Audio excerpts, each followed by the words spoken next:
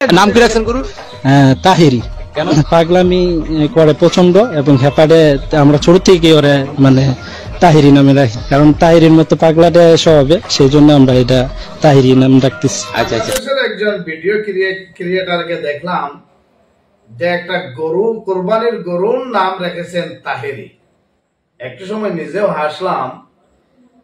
আর এটা বাংলাদেশের জন্য এটা কোনো বড় কথা না, একদম সাধারণ কথা, স্বাভাবিক কথা। পৃথিবীর মধ্যে একটা দেশ আর কি, যেটা সোনার বাংলাদেশ, অনেক কিছু ওরা করতে পারে, অসম্ভব কাজটা সম্ভব করে ফেলতে পারে। মা এবং ছেলে নাচ গানও করতে পারে, মা বেটা গান বাজনাও করতে পারে। এই জন্য বাংলাদেশের জন্য এটা খুব বড় কথা না যে একটা গরুর নামের পিছনে তাহিরি নাম দিয়া যে গরুর নামটা রাখা, এটা বাংলাদেশের জন্য একদম সাধারণ কাজ। তবে যে ভাই একটা গরুর নাম রেখেছেন আপনি তাহিরি, আপনাকে বলবো নিজের ভাই মনে করে, যদিও আপনি বাংলাদেশের হন, কিন্তু গিয়াসউদ্দিন সাহেব ওনার নামের পিছনে আমরা শুনেছি তাহিরি লাগানো হয়।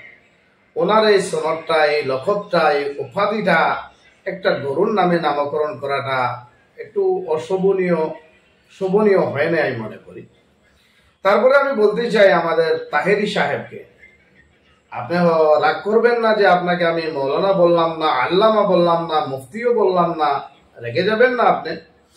যেহেতু আপনি ওই রকম আলিমও নয় বা কোনো আল্লামাও নয়, আল্লামা হওয়া তো আপনার দ্বারা সম্ভবই না, বা আপনি কোনো মুফতিও নয়। আপনার এক শ্রেণীর যারা ভক্তরা আছেন, যারা অধিভক্ত, ভক্ত না অধিভক্তরা, আপনার নামের আগে আল্লামা লাগান এবং আপনার নামের পিছনে মুফতিও লাগাই দেন।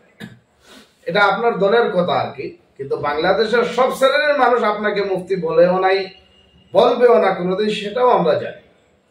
বাংলাদেশের এক শ্রেণীর শিক্ষিত দীক্ষিত মুমিন মুসলমানগণ আছেন যারা নাকি আপনাকে জীবনে আল্লামা বলবে না, কারণ ওনারাও জানে আপনি আল্লামার যোগ্যতা রাখেন কিনা। হ্যাঁ, অবশ্যই আপনি বাউলের যোগ্যতা রাখেন, গানের আপনি যোগ্যতা রাখেন, আপনি একজন হাস্যকরের পাত্র হিসাবে, এটা সবাই জানে।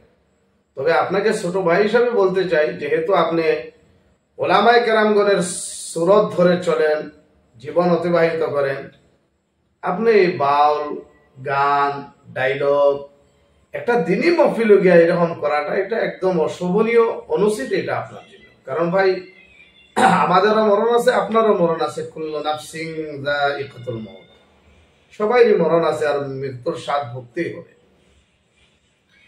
এই দুইটা টাকার জন্য, অল্প টাকার লোভে পড়ে এইরকম ভাইরাল হওয়ার জন্য নবী করিম সাল্লাল্লাহু আলাইহি ওয়াসাল্লাম আর রক্তমাখা দিনী অনুষ্ঠানে গিয়া, দিনী মাহফিলে গিয়া এইভাবে বাউল গাওয়া আর এইভাবে গানের সুর দেওয়া, এগুলা অত্যন্ত অশোভনীয়। আপনি হয়তো জানেন না, আমি প্রায় সময় বলে থাকি, আউযু বিল্লাহি মিনাশ শাইতানির রাজীম, ইন্না বাতশা রাব্বিকা লাশাদীদ।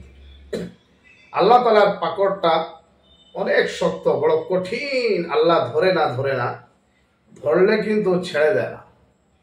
আজকে দেখেন আপনার বিভিন্ন রকমের ভিডিও, কেউ আপনাকে শার্ট প্যান্ট পরিধান করে নাচ গানের প্যান্ডেলে নিয়ে মেয়েদের সাথে আপনাকে পুতুলের মতো নাচাইতেছে, বিভিন্ন রকমের অপমানিত, লাঞ্ছিত, বঞ্চিত করা হচ্ছে আপনাকে।